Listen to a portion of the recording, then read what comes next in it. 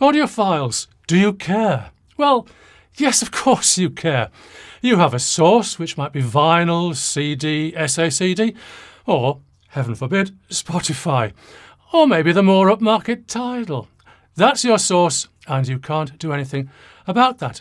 All you can do is optimise your playback system by spending possibly tens of thousands of pounds/dollars, maybe hundreds of thousands, which audiophiles who can afford to do.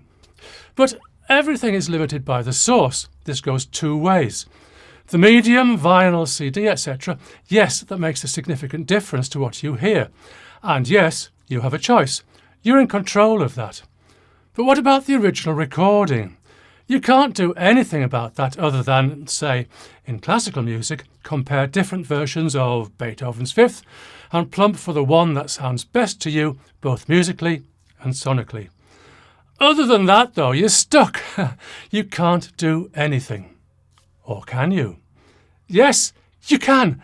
Speaking as an eternal optimist who can see the bright side of almost anything, you can. You can care.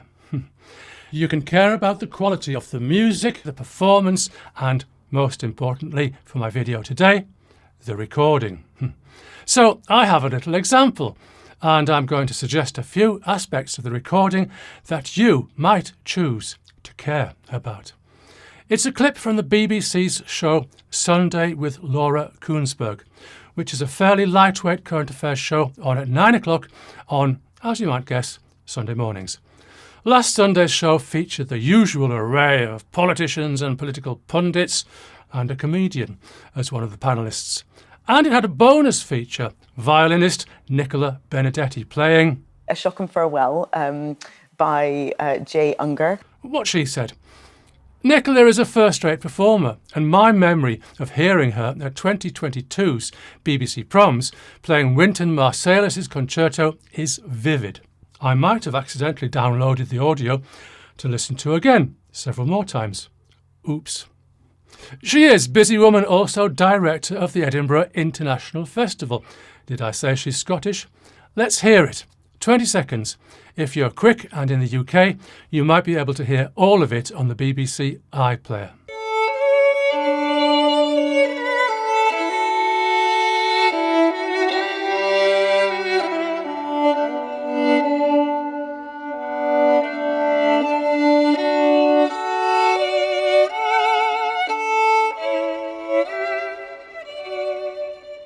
Now, what's in this that we audio enthusiasts and any audiophiles who might be watching might choose to care about?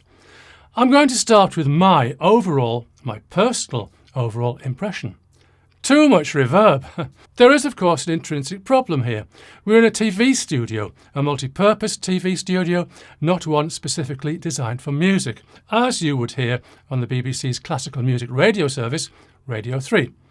I'd guess that the natural acoustic is quite dry, and what acoustic there is doesn't work all that well for music. So, inevitably, there's going to have to be a bit of digital reverb.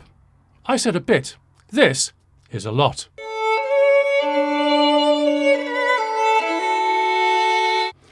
Now, let's bear in mind for a moment that the sound guy or girl is probably not a music specialist, nor is the show's producer. All credit to them for what they do. But for music, they're doing what they think is right, not what I think is right. I said that as though they'd ever pay any attention to me. Where's the laugh track when you need it? There are two aspects to reverb, two out of many, but two important ones. Decay time and level. What we have here is a long decay time, like in a concert hall or auditorium, and a high level. In real life, the further away you are from an instrument, the greater proportion of reverberant sound. So, in proportion, the level of the reverb is higher. So this can be simulated with digital reverb by setting the reverb at a higher level. Doing this with a close mic doesn't really work. You get the close mic sound and a lot of reverb, and the two things don't really blend. If it were me, I'd have chosen a reverb setting with a shorter decay, like a smallish room, and the level would have been more subtle. OK, it's a preference. You might like it as it is, and if you listen closely and you consider that you do like it, then you care. If you're with me that the reverb isn't really right, then you care too, just as much. Now let's consider the microphone. In recording, microphone positioning is everything, nearly everything. Also important is the type of microphone, but it matters less. Then there's the precise make and model of microphone. Everything matters if you care. But let's consider the position, or could I say the attitude of the microphone. No one else but me says that, but I think it's a good word that combines the position and the angle of the mic, like a space capsule coming into dock. I'm going to try and estimate the distance of the mic from the violin. I'm going to say a metre, metre and a half, and the mic is pointing, kind of pointing, at the instrument. Now, the two golden rules of microphone positioning, according to me. 1. Point the microphone at the sound source. 2. The best distance for the mic will be closer than the best listening distance for the human ear. There's a lot to unpack in that, but I'm going to keep it simple. As you can see, the mic is closer than anyone would sit or stand to hear Nicola normally, unless you want to hear a sharp "get back" in a normally pleasant Scottish accent. Golden rule number 2 satisfied then. Also, it's pointing more or less at the instrument. There's more to say here. Firstly, the height of the microphone. Often you'll see microphones way up high pointing down at the instrument or instruments. When this is done, there are usually good practical reasons. But for a single instrument, why not have the microphone at the height of an average person? You know, an average listener, listening in real life, probably seated. Common sense says that this is going to pick up the most natural sound. Here, the microphone looks to me pretty much that.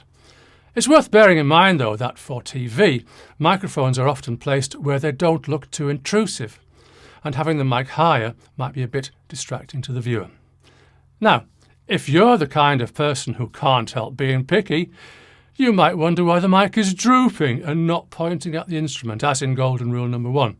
Is there a screw loose or something?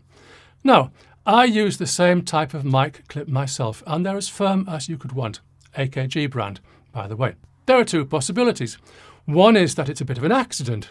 The other is that the high frequency response of a mic, slightly off axis, is usually down a bit compared to the on axis sound. Violin too bright? Droop the mic. Some engineers will do this before considering taming the HF with equalization, and that's fine. Are we caring enough yet? We can care more. How many microphones do you count here? Ah, yes, 1. You got it right first time. How many microphones do we need to record in stereo? 2. Or 1 stereo mic, which this isn't. So, mono-loving audiophiles, and I know you exist, rejoice! Seriously though, if there's only 1 mic, where is the stereo coming from? From the reverb. To be picky, one might say it isn't really stereo, just a kind of spacious sound. But this is okay. It fixes the violin in the centre of the stereo image, no matter how much the player moves. This may be to your preference, and it is to mine. And I say this as a concert goer who likes to be as close to the stage as possible. But I don't mind a bit of subtle, realistic movement. For that we'd need 2 mics, arrange them in a coincident crossed pair, and we'd get movement from the varying level in the 2 channels as the player moves. Space them a little and we'd get timing differences, similar to what we hear due to our ears being spaced apart. These are preferences, and the recording or broadcast engineer will care about the results and consciously, not accidentally, select a preference. What I'm saying here is that if you are an enthusiast of recorded music, hi-fi enthusiast or audiophile, then if you care about this, single mic, coincident crossed pair, spaced mics, the different textures will clearly sound different, and I'm recommending that you develop your own preference, either that or enjoy each configuration for what it is. Whether you listen on vinyl, CD, streaming or live broadcast, you can appreciate audio to a deeper level just by caring more. I think you might realise that here I'm focusing in on just a few aspects of recorded sound, and that there are many other things to consider and care about. You can click away now to funny cat videos and fail army if you like, or let me give you one more. As a hi-fi enthusiast or audiophile, you'll know that your equipment makes a difference to what you hear. So you upgrade your equipment as and when you can afford to, or possibly have multiple items that you can mix and match in pursuit of the ultimate sound.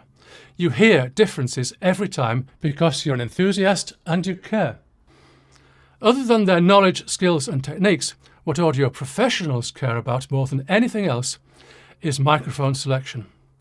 Different types of microphones sound different. Dynamic, capacitor, ribbon, electret, boundary effect, tube, transistor, polar pattern.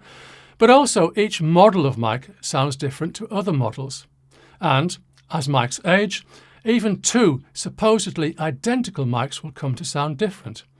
Or even when brand new out of the box for a stereo pair, an engineer will prefer mics with consecutive serial numbers. The mic you see here is an AKG C214. It's a large diaphragm transistor capacitor microphone, not too expensive at £269 GBP, as Google tells me today. It's a pretty standard choice, and it's unlikely that any regular watcher of this programme will be disappointed in any way. But engineers can, and do, care to a deeper level. They select microphones according to the characteristics of the sound source, performer, and the acoustic they're working in. Other matters too. They can hear differences that you and I consciously don't. But by caring to this extra, deeper level, they can capture sound in a recording that makes the whole hi-fi audiophile experience worthwhile. I often like to end with a question. A bit open-ended, but if you are a hi-fi enthusiast or audiophile, are you content just to play the vinyl, CD, whatever that you buy, accept it as perfect, and hope that your equipment and listening room are good enough to do it justice? Or are you interested in what goes into the recording and production behind the scenes? In other words, do you care? Do you care? See you soon.